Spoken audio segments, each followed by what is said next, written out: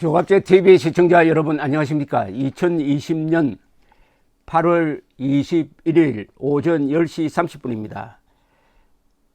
20분 전에 발표된 한국갤럽의 주례 여론조사에서 문재인 대통령 지지율이 폭등했습니다.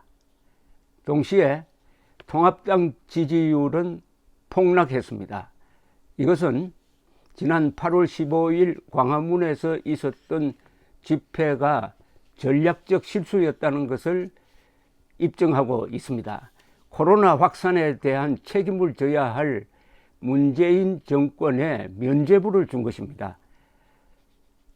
여론과 벗어난 사실과 동떨어진 집회는 결국 이런 여론의 심판을 받는다는 증명입니다. 이번 여론조사에 보면은 김종인 통합당이 공을 들이고 있는 전라도의 통합당 지지율이 4%로 나왔습니다. 그 4%를 잡으려다가 집토끼 이를까 하는 생각도 듭니다. 지난 18일에서 20일 사이에 조사한 것인데 1002명을 상대로 조사한 것입니다. 표본 오차는 플러스 마이너스 3.1%입니다. 우선 문재인 국정 지지율, 국정 운영 잘한다가 지난주에는 역대 최저인 39%까지 떨어졌다가 47% 올랐습니다. 한 주 사이에 8%포인트 폭등한 것은 처음입니다. 그리고 못한다는 53%였다가 이번 주에는 45%로 떨어졌습니다. 그러니까 8%포인트 떨어졌습니다. 그래서 오차 범위이긴 하지만은 잘한다가 더 많아졌습니다. 잘한다 47, 못한다 45 이렇게 되었습니다. 자, 그러면은 그 이유를 한번 물었습니다. 왜 잘한다고 보느냐? 코로나 대처를 잘 한다가 37%나 되었습니다. 사실은 코로나 대처에 실패를 했는데도 코로나 대처에 잘 한다는 생각을 갖게 한 것은 이 정권이 앞장서고 언론기관이 뒷받침해 가지고 8.15 집회에 그 책임을 전가하는 데 성공했다는 거죠. 문제는 이것을 알고도 무리하게 집회를 강행한 것과 겹쳐 가지고 이런 결과가 나왔습니다. 여론은 생동합니다. 여론을 잘 읽어야 합니다. 두 번째가 최선을 다한다. 문재인이 최선을 다한답니다. 전반적으로 잘한다. 부동산 정책 잘한다도 4%나 됩니다. 그리고 대통령 직무수행 부정평가는 부동산 정책의 실패가 33%로 가장 많습니다. 전반적으로 부족하다 12%, 경제 민생 문제 해결 부족 7%, 뭐 이렇게 되어 있습니다. 그 다음에 정당 지지도를 한번 보겠습니다. 더불어민주당 지지율이 지난주에는 33%인데 39%로 대통령 국정평가와 함께 올랐습니다. 한 주 사이에 6%포인트나 올랐습니다. 그리고 이 통합당은 27%까지 올라갔다가 25%로 떨어졌습니다. 2%포인트 떨어졌습니다. 여기서도 8.15 집회의 후폭풍을 읽을 수가 있습니다. 지역별로는 뭐 서울에서 정당 지지도는 더불어민주당이 35%, 미래통합당 25%인데 광주 전라 지역에서는 더불어민주당이 68%입니다. 그리고 미래통합당은 4%입니다. 미래통합당 지지율은 열린민주당, 비례정당 열린민주당보다도 낮아요. 열린민주당 지지율이 5%입니다. 김종인 씨가 무릎을 꿇고 사과를 한 것이 전혀 반영되지 않았습니다.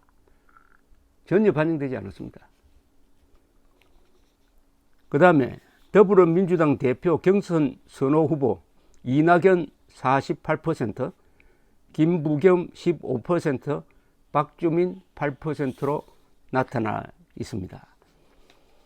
그 다음에 이번에 일주 사이에 여론이 이렇게 급변한 것도 참 보기 힘든 일인데, 그것은 코로나19 감염 우려감이 늘었기 때문입니다. 지난 2월 4주째는 77%였습니다. 감염이 우려된다. 그러다가 점점 내려갔습니다. 7월 첫 주에는 55%까지 줄었다가 7월 세 번째 주부터 늘기 시작했습니다. 7월 세 번째 주는 74%, 73%가 불안하다. 그런데 이번에 조사를 해보니까 83%가 불안하답니다. 즉 83%가 코로나 감염 우려가 있다고 생각하니까 코로나 확산 이후에 최고치입니다. 그러니까 국민들이 가장 불안해할 때, 코로나에 가장 불안해할 때 사랑제일교회에 집단 감염이 있었고, 또 정권과 언론이 앞장서 가지고 이 불안감을 정폭시키는 과장 보도와 과잉 대책을 내어놓고 하니까 이게 서로 겹쳐 가지고 이런 여론의 급변을 가져왔습니다. 거듭 말씀드리지만 여론은 생동합니다. 살아 움직입니다. 지난주의 여론과 이번 주의 여론이 이렇게 달라진 것을 잘 살펴보면서 아주 슬기롭게 대처해야 된다, 이렇게 이야기를 하는 것이죠. 자, 이런 여론조사를 놓고 이제 아마 정치권에서는 책임론을 막 강구할 겁니다. 특히 통합당은 지난주에는 다른 여론조사에 의하면은 민주당을 누른 경우도 있었습니다. 갤럽은 그렇지 않았습니다만은. 그래서 만세를 불렀는데 한 주 사이에 이렇게 되니까 이제 8.15 집회 참가자들에 대한 비판 내지 책임 전가를 할 것이라고 생각합니다.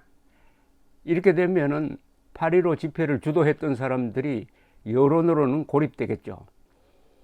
그렇다면 통합당은 아무 책임이 없느냐? 그렇지 않습니다. 통합당의 지도력 부족이 결국 오늘날과 같은 통합당의 모습을 만들어내었습니다. 4.15 선거 직후에 통합당이 기회를 놓쳤습니다. 4.15 선거를 통해서 당을 쇄신할 수 있는 바닥까지 떨어졌습니다. 이때 정신 차려야 되는데, 이때 일부 우파 세력이 개표 부정서를 들고 나왔습니다. 개표 부정서는 그것은 근거가 없습니다. 이미 근거가 없다는 것이 여러 기관에 의해서 객관적으로 확인이 되었는데, 무엇보다도 통합당이 제일 잘 알고 있었습니다. 개표 부정이 있었다면 제일 앞장서야 될 김진태 의원이나 오세훈 의원이 그건 아니다. 특히 오세훈 의원은 그건 아니다 라고 이야기를 했습니다. 그러나 통합당이 이 문제를 해결하지 못했습니다. 통합당이 이렇게 하면 안 된다. 2번 죽는다. 개표 부정 없었다. 다른 데 신경 써가지고 우리가 다시 일어나자. 이렇게 됐어야 되는데 그걸 방치하고 말았습니다. 그러니까 개표 부정론을 주장하는 사람들이 득세를 했습니다. 그러니까 우파의 분열이 일어났습니다. 그 득세를 한 세력이 이번에 8.15 집회를 주동하는 그 일각을 차지하게 되었습니다. 이때 통합당이 지도력을 상실했습니다. 아니, 이것은 통합당의 일 아닙니까? 통합당은 총선이라는 이 경기장에 출전한 선수 아닙니까? 선수가 부정이 있었는지 없었는지 제일 잘 알 것 아닙니까? 부정이 없었다는 걸 알고도 부정이 없었다는 이야기를 하지 않음으로써 관중이 경기장으로 뛰어들어와 가지고 부정이 있었다고 소리쳐도 통합당은 그냥 수동적으로 가만히 있으면서 거기에 가담 안 하는 것이 자신들이 결백증명이라는 이런 비겁한 태도를 취하다가 결국 우파 세력과의 고리가 끊어지고 서로 불신하게 되었습니다. 우파 세력은 우파 세력대로 통합당을 비판합니다.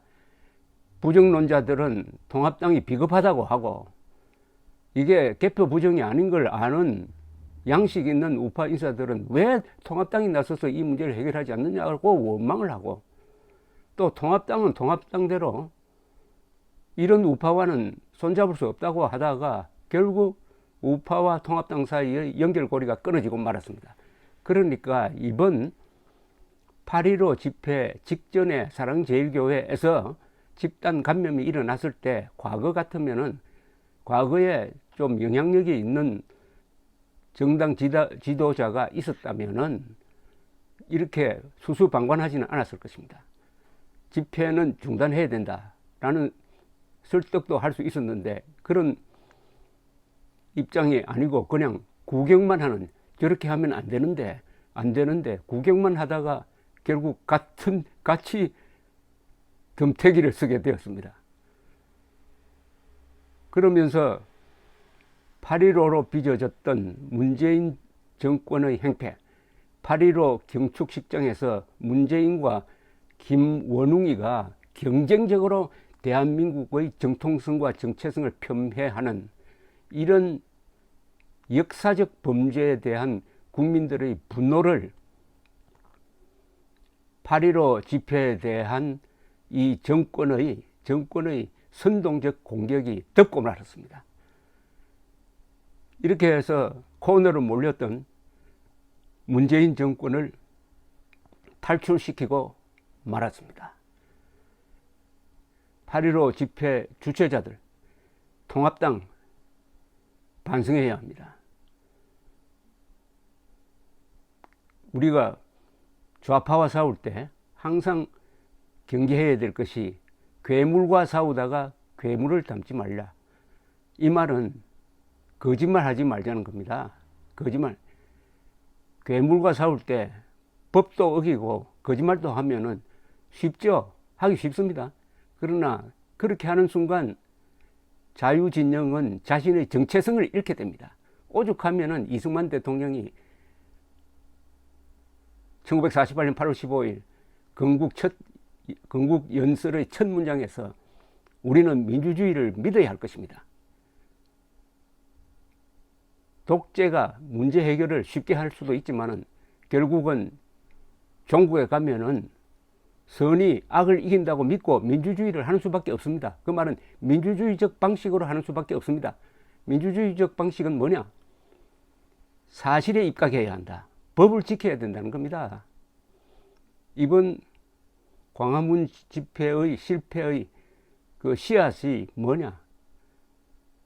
개표 부정론이었습니다. 개표 부정론.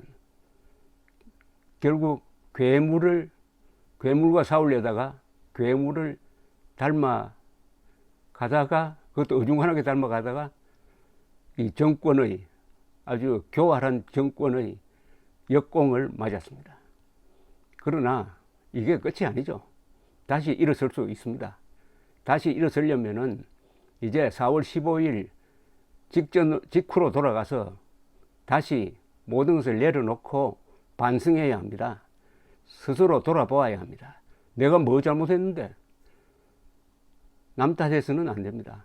그리고 개표 부정론은 여기서 이제 내려놓아야 합니다. 이거 계속 가지고 가다가는 또 한 번 더 당합니다. 언제 당하느냐?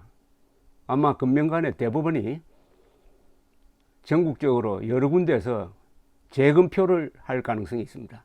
재검표를 하면은 또 한 번 한국의 일부 우파 진영은 산수도 안 되는 사람이다, 이렇게 형편없는 사람이다라는 것을 폭로하는 그런 무대가 또 예비되어 있습니다. 거기서는 벗어나야죠. 괴물과 싸우다가 괴물을 닮아버리면은 이것도 저것도 안 된다, 그 괴물에 먹혀버린다 하는 교훈을 주는 갤럽 조사였습니다. 감사합니다.